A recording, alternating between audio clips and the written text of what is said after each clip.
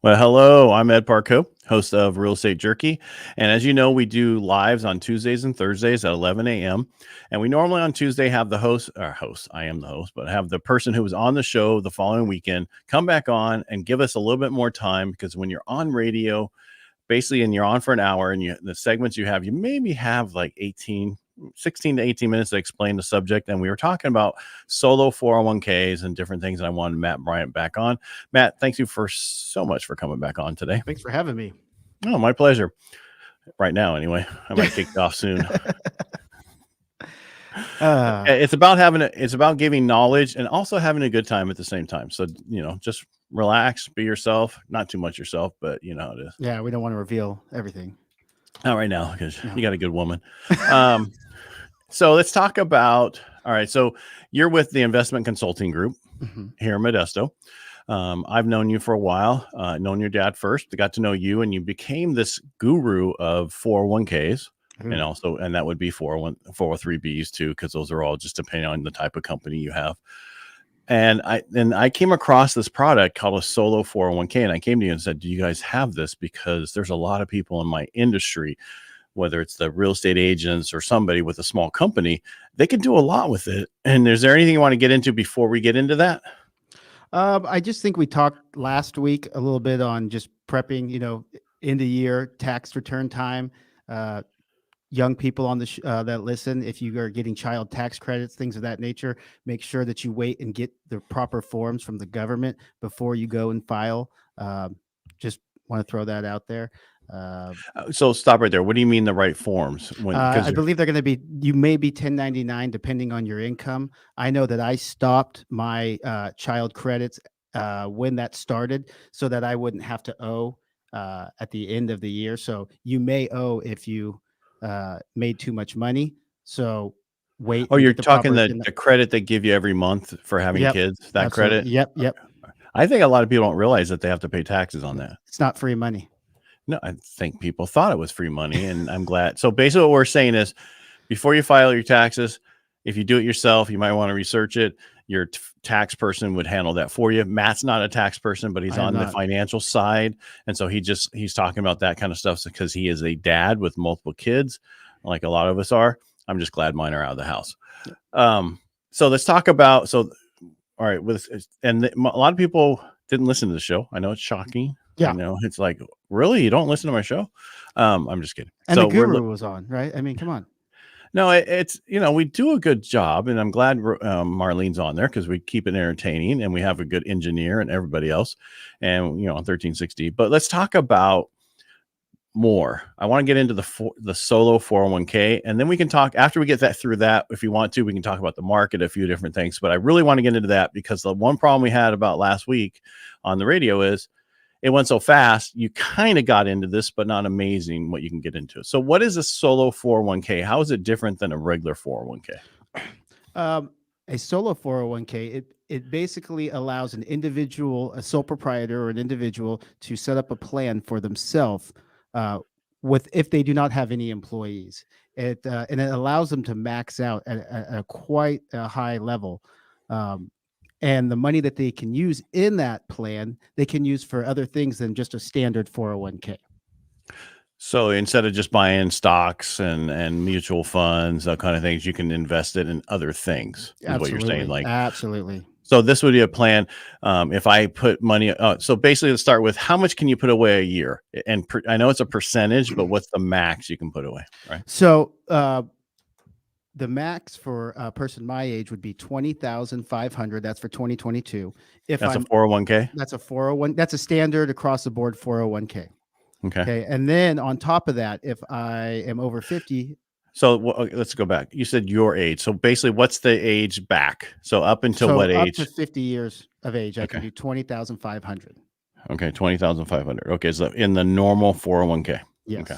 And then I can do what's called a catch-up provision on top of that, which is another 6,500 on top of that. So that should get us to. That's if you're over 50. 50. So that should get us to 27,000.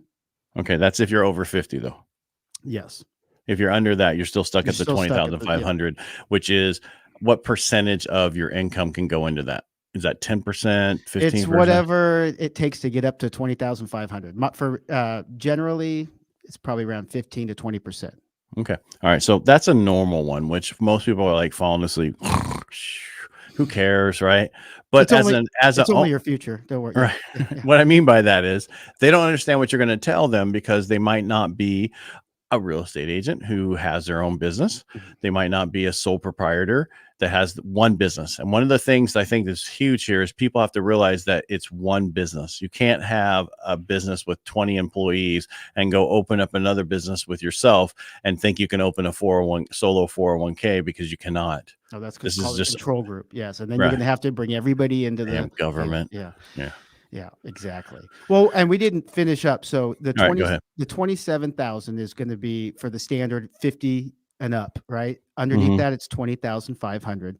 And then if I'm in a solo plan by myself, I can do a profit sharing portion of up to 25% of my gross income. So I can get up to $40,000 on that side as well. So the total amount, 67,500 is going to be what you can put in. Wow, that's huge, because that's like 3 years on a regular one. That's huge. That's like 3 years on a regular one. Yeah. And you're not paying, and it's all deductible, right? You're not paying taxes on it. Right. And so what people don't realize, I can now take that 67,000 and buy an investment property. I can. Absolutely. Right. So, there's no like, well, you're pulling money out and you got to pay taxes on it. No, you're pulling that money out to buy something else. And so say I decide I have enough money to put my down payment for a investment property, and I buy that investment property. It goes up in value over the next 3 years, and I make 200 grand from it. Do I pay taxes on that? No, that goes all back through the plan. So basically now what I've done is now I've taken 67,000 and I just made another 200 grand off of it because of the fact that I could buy real estate with this program. I don't even like the term pulling out the money, because you're doing everything inside that plan still. So you're not pulling anything out. There's going to be no tax consequences. You're doing it inside the confines of that plan. Right. I'm saying what I'm saying so you can correct me. Do you understand what I'm saying? All right. So I'm making sure that you're getting so that people can understand this is huge. Yes. And a lot of people don't realize how important the solo 401k is, especially with people in my industry, because there's people who are closing. A friend of mine, talked to him last night. He has in contract $4 million over the weekend, right? That's 120 grand as a real estate agent. Right off the bat in the first of the year. Yeah. Come on. You got to do something. I mean, and that's just the one weekend, right? He's still got 3 more weekends. And so he could put away a lot. He could put a lot of money away in this plan. Absolutely. 67,500, and then go buy property with it. Because think about it, in 3 year time, if you put all that money away, you have now 120. No, you have 180, almost 190,000. You could almost, you don't want to pay cash with this money on the property, because you want to spread this around a few different properties. So I guess that would be, so you've bought your first property now. I guess you could take money out of that property and go buy another property inside the plan. Would be the I didn't even think about that. As the equity grew, you don't sell it, you just take money out and then go buy the next one. So now you just build your own portfolio like some other people in town have done. Yeah, absolutely. Right. Yeah. And then now that money stays in that plan. And if you go and sell everything, now you have $10 million that's in your solo 401k because of all the properties that have grown. I'm just saying over years and if years. you decide to sell it, or you would move it to what we call a self-directed IRA, and you continue to funnel the money. I don't like to use the word funnel, but the money comes up to you through the plan, right? As long as we're not taking any kind of benefits from the real estate that we're owning, right? Outside of just the. All right. So now you're like pouring water on my parade and all that. So basically what you're saying is there's things that you cannot do with this program that benefits you or somebody in your family. Somebody linear, somebody that you work with. So you can't put an employee in one of the properties? You cannot put or you can't do a promissory note with an employee of the company with the 401k money. It would have to be somebody removed. All right. Absolutely. So, all right. So there are some things you can't do, and don't focus on what you can't do right now. Focus on what you can do by putting money away in a solo 401k. That is huge. 3 times the amount you normally can put in a 401k right there. Absolutely. Drop the mic. We're out of here. I'm just kidding. We still got some more. For me, it's a race to see how much I can save, how quickly I can save. I have 30 years maybe to do it, and there's only so many times I get paid in a year. So it's really a race against the clock. How much am I going to have by 65? And it's not about, I want all this money. I want financial freedom. I want to be able to do whatever I want to do when I want to do it. And these are kind of the steps you take, unless you marry wealthy or inherit it, to create that wealth. I don't have the inheritance. I did marry this time well, but I don't think that's going to help me. She's still better than you. All of our wives are better than us. Yeah. We all married up. What the hell? We're not dumb. No. They're the dumb ones. We're marrying down. Yeah. We get to talk on the radio all day. Yeah, or on lives or whatever. I do however anyway. it goes. Yeah. All right, so that's amazing. That's amazing stuff. That's a great. Anything else you want to add about the solo 401k, or are we done? How do you set one up? So what's the best way to set one of those up? Is it through everybody that does it, or is there only certain people who do it? You call me. All right, so you get a hold of me. What's your phone number there, Matt? That's 209-577-5704. I'm right down. 5704. Hold on, I just want 577-5704, right? Yep. All right, so what I'm going to do is throw this on the screen. There's their number. Give them a call. If somebody wanted to email you, you would go to MATT at TICG.net.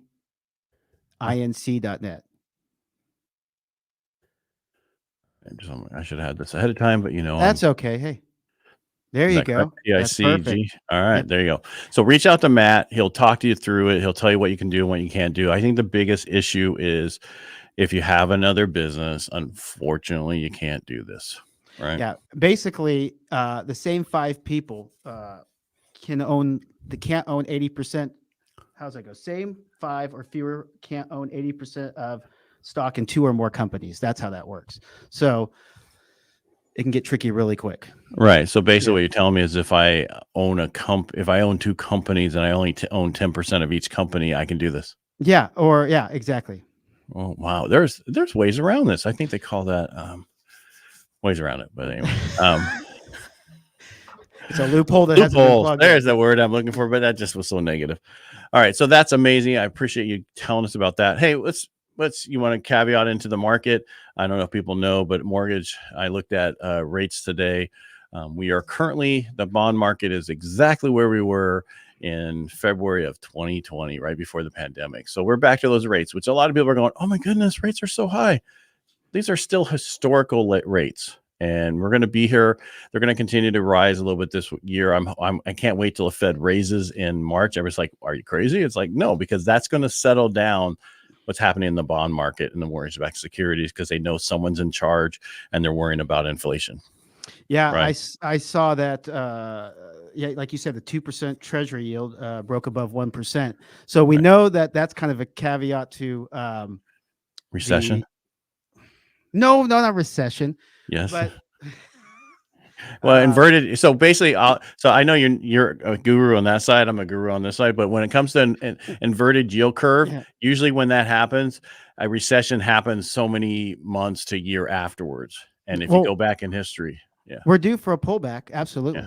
Yeah. I'm not talking the market. I'm talking market. I'm talking about the actual recession because of the yield curve being inverted right now. This is a lot to talk about. We don't have a whole bunch of time because I need my charts and stuff behind it. But basically, long story short, we've been saying we're going to hit a recession because of all the money that we had put out there last year and whatever for stimulus was going to get used up, and eventually we're going to get to a point where that money's gone or they haven't used it in the proper way, and we're going to run into a recession, which isn't a bad thing because we need to stop this inflation.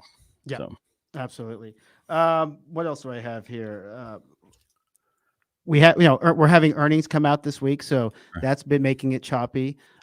We know that interest rates are going to rise. The 10-year yield, like you said, 1.8.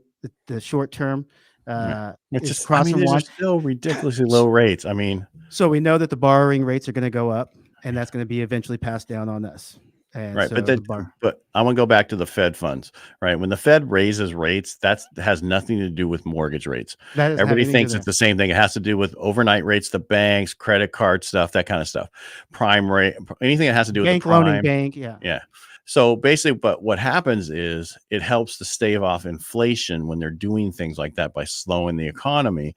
And what's going to happen is they're going to do it and really slow the economy, right? Because they have to, because we're at 9% inflation. It seems like, it's 7%, but it's getting, it's just As long as the thieves keep stealing the packages in LA off the train, we're really never Did going you to have see the that? That was ridiculous. supply chain issue fixed, right? The fact that, and they actually said on that show that the thieves know they're going to take it down to a misdemeanor. Yeah. Well, you're not in trouble for anything anymore. So what's the? Why not just steal? If I give the wrong something on a loan and I mess up and it was an accident, I can go to jail. It's like, give me a break. I'll be right back. I'm gonna go jump on the train. Anyway, it's horrible. It's the way I say on the radio all the time. Voting has consequences. You need to get out and vote. Know what you're voting for. Read what you're voting for. Understand. Absolutely. Vote policies, not personalities. You want policies, not personalities. We can't have this happen again. No. Anyway, I'm not going to get any more than that. But let's go back. So the market is the actual market. I mean, Bitcoin's, oh my God, I'm losing my Bitcoin. I'm losing my market. All that. This stuff pulls back. Tech pulls back when the bond market goes up and rates go up. It's a normal thing. We've been on a huge bull market forever, right? Yeah. It ebbs and flows. 15, 16 years. We've been on this. Yeah. Yeah. So it has to pull back. Yeah. Everything pulls back and then goes forward higher, just like real estate. When we back before the Great Recession, that was a financial crisis. But every other recession, house values just went stagnant for a period of time or lost 2%. Yeah. But then they shot up to the moon afterwards. And basically, what's going to happen this one? We're short homes. We need 2 million homes built a year for the next decade to get caught up. We're at 900,000 last year. We're going to be at 1.1 this year, and add on that whole supply chain issue where they can't get garage doors, appliances, manufacturing, man. Yeah, they can't get that stuff, and it's because of this whole issue that we're having that needs to be fixed. So we're not going to get there for a few years. So if you're thinking that, hey, I want to wait on buying my house because I'm waiting for the bubble to happen, well, we'll see in 20 years. Should I buy a house that's already fully been remodeled? That's what I've gotten from, because I'm not going to be able to get any of the stuff that I want for a remodel right now, right? It's I would tell you to remodel in a year and a half from now. Yeah. When the supply chain, I'm just saying, when we have recession, what happens? There's some people slow down and whatever. There's extra stuff and whatever. It might be cheaper. That's why I'm like, it's over time. You don't want. I mean, everybody's. And I talk to so many contractors. Everybody is at home. They're then remodeling their house for the last 2 years because they've been stuck at home. And eventually, some of those people will go back to work. Yeah. So. And look, the near-term slowdown right now is being pushed out into the following quarters. We're going to get back to normal, and the market's going to continue to go up. I think, this pullback right now at the beginning of the year, would you rather have it at the end of the year? We were talking about this earlier today in our office. Would you rather have it now at the beginning of the year and run it up, or would you rather have this pullback happen in the back half of the year? I'd prefer it right now. If I'm going to pay my taxes by selling some stuff into the year, I would much rather have it higher into the year. At the end of the year. Look, I'm just looking at buying funds on sale right now. Yeah. All right. Right. And that's what it is. This is, average cost, whatever that's called. Yeah. What's that called? Average cost buying. Dollar cost averaging. And that goes right back to the solo 401k. Hey, if I'm not buying real estate and I'm buying mutual funds or I'm buying stocks, I'm buying on a monthly rate, I'm putting money in monthly, then I'm dollar cost averaging. I'm buying lower right now because the market has pulled back. And so we're buying throughout the year as the market goes back up. It could be a sharp bounce back like we've seen the last couple of times, right? So, right. But it could go lower too, but that doesn't mean anything. Over time, everything goes back up. There's no reason to don't panic. Look at the long term. Don't look at the short term gyrations. That's why I got this gray hair. Whatever. You dye that. We all know that. So people think you're older. Yeah. Got tired of you being the 27-year-old young buck. So it's important to know what you're doing, and important to know how to invest your money. It's important to have a good investment team on your side. I know Matt and his dad for years. I think they're one of the best ones in town, and you can lend anywhere. Can you do this anywhere or only in California? I could do it wherever. Yeah. All right. So if you guys are listening to this, like I know people do on the East Coast, reach out to Matt. I'm going to throw his email up there. And I would say just, going into 2022, we got the midterms. There's a lot of, uncertainty. Uncertainty. Thank you.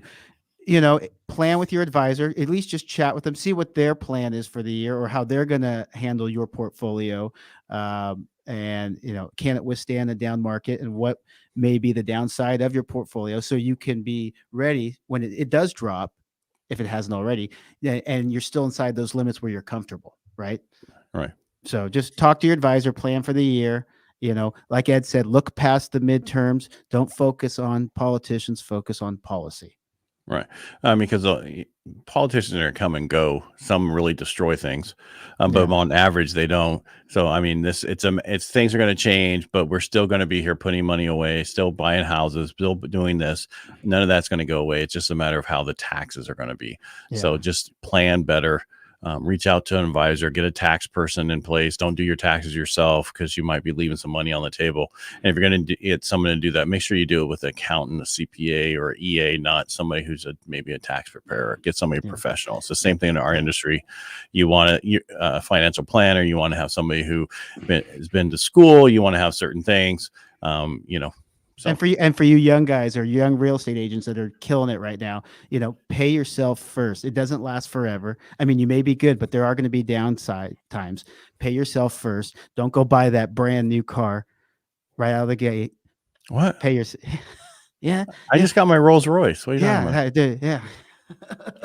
Maserati is my next one. What's the cost of that over a 20-year period? I have no idea because I don't have one. Does it stay up with inflation? I have no idea. All right, Matt. Thank you so much for being here. Anything else you want to add before we go? Save, guys. Save. Pay yourself first. The new sexy isn't having the fast car and the big house. It's having a big old fat retirement plan and having financial freedom and being disciplined. And if you have kids, look at 529 plans.